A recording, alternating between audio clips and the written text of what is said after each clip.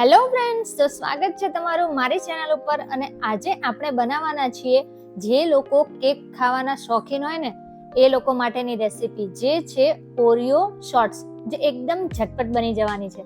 તો સૌથી પહેલા આપણે ઓરિયોના 2 પેકેટ, મેં અહીંયા 10-10 વાળા 2 પેકેટ લઈ લીધા છે ઓરિયો બિસ્કિટના.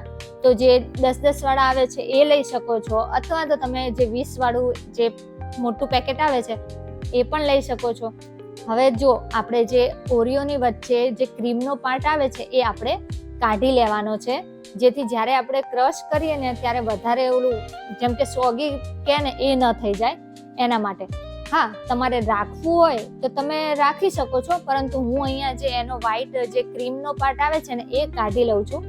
તો બસ આ જ રીતે આપણે જે બંને પેકેટ છે એના વચ્ચેથી ક્રીમનો પાર્ટ છે એ કાઢી લીધો છે. હા, મેં એક જે ઓરિયો બિસ્કિટ છે ને એ રહેવા દીધું છે, કારણ કે આપણે ઉપર ગાર્નિશિંગ માટે એક ઓરિયો બિસ્કિટ જોઈશે. તો અહીંયા ઓરિયો બિસ્કિટ છે એક ક્રીમ કાઢી અલગ કરી લીધા છે. હવે એના આપણે ટુકડા કરી લેવાના છે, જેના લીધે જ્યારે આપણે મિક્સી જારમાં પીસીએ ને ત્યારે એકદમ ઇઝીલી પીસાઈ જાય. તો અહીંયા મેં બધા બિસ્કિટ છે એના આ રીતના ટુકડા કરી અને રેડી કરી લીધા છે.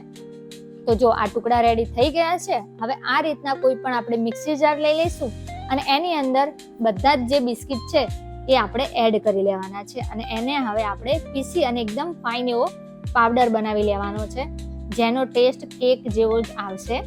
તો હવે અહીંયા પાવડર છે એ આપણો રેડી થઈ ગયો છે. એને હવે કોઈ પણ એક બાઉલ કે વાટકાની અંદર આપણે એને કાઢી લેવાનો છે. તો અહીંયા આપણો પાવડર રેડી થઈ ગયો છે, જે કેકનું આપણે બેઝ આવે ને એના જેવો જ ટેસ્ટ લાગે છે. એટલે આ બિસ્કિટનો પાવડર છે એને, એટલે કે ભૂકો છે, એને આપણે એક બાજુ મૂકી દઈશું. અને અહીંયા મેં મોર્ડેની ડાર્ક ચોકલેટ લઈ લીધી છે. ડાર્ક ચોકલેટ કમ્પાઉન્ડ આવે છે એ મારી પાસે કેકના ઓર્ડર હોય છે, એના લીધે હું આ રાખું જ છું. પણ તમને મોલમાં કે ગમે ત્યાં તમને આ ડાર્ક ચોકલેટ કમ્પાઉન્ડ તો ઇઝીલી મળી જશે. તો એને આપણે આ રીતના ટુકડા કરી લેવાના છે. અને હા, રૂમ ટેમ્પરેચર ઉપર પહેલાં ચોકલેટને રાખી લેજો અને પછી એના ટુકડા કરજો તો ઇઝીલી કટ થઈ જશે. તો અહીંયા આપણું 1 કપ જેટલી ડાર્ક ચોકલેટ છે કટ થઈ ગઈ છે. હવે આપણે સોસ બનાવી લેવાનો છે, જે ઉપર ગનાશ બનાવવાનું કહે છે ને એ. તો એના માટે એક પેનની અંદર મેં 1 કપ જેટલું દૂધ, 2 ચમચી જેટલી ખાંડ, 1 ચમચી જેટલો અહીંયા આપણે કોર્નફ્લોર એડ કરી દીધો છે. અને હવે આપણે એડ કરીશું જે આપણી 1 કપ જેટલી ડાર્ક ચોકલેટ હતી એ. અને ડાર્ક ચોકલેટના લીધે કલર છે ને એકદમ ડાર્ક અને એટલી સરસ આપણો સોસ છે રેડી થવાનો છે. હવે ઉપરથી મેં એડ કર્યું છે 1 ચમચી જેટલો કોકો પાવડર. હવે આ બધું છે એને ગેસની ફ્લેમ ધીમી રાખી અને 2 થી 3 મિનિટ માટે પકવી લેવાનું છે, જ્યારે કોર્નફ્લોર છે એ સરસ રીતે આપણો કૂક ન થઈ જાય ત્યાં સુધી. હવે આ બધું સારી રીતે પહેલા તો મેં મિક્સ કરી લીધું.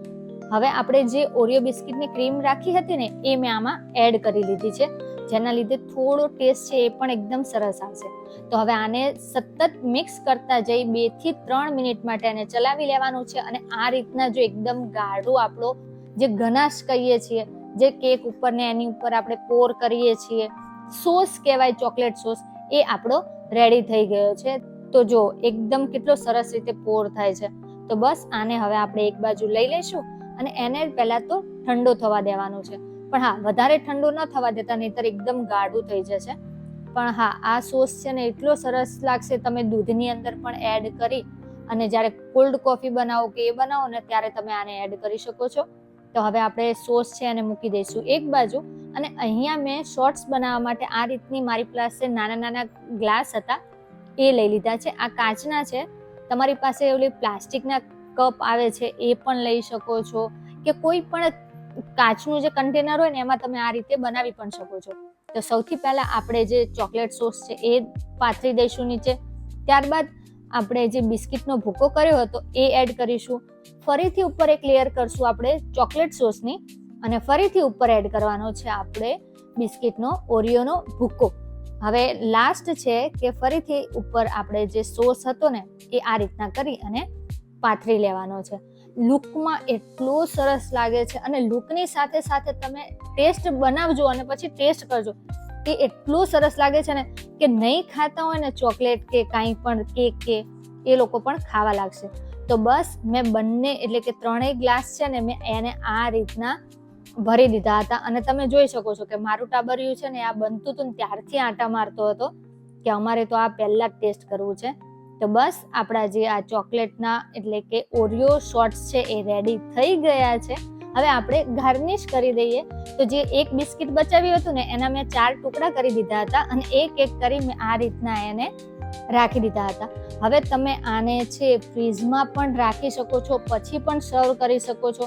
એકદમ ચિલ્ડ થઈ જશે ને એટલે સરસ જ લાગશે. તો જો આ રીતના આપણે શોર્ટ્સ છે એ રેડી થઈ ગયા છે. તમે આને બનાવો એકવાર અને પછી મને જણાવો કે તમને કેવો લાગ્યો આ ઓરિયો શોર્ટ્સ. તો હા, વિડીયો ગમ્યો હોય ને તો લાઈક કરજો અને જેને ચોકલેટ કે કેક સૌથી વધારે ભાવે છે ને એને તો શેર કરવાનું ભૂલતા જ નહીં, કારણ કે એટલો ટેસ્ટી બને છે. અમે એન્જોય કરીએ છીએ, તમે બનાવો અને તમે પણ એન્જોય કરો. અને હા, વિડીયોને લાઈક કરવાનું ભૂલતા નહીં.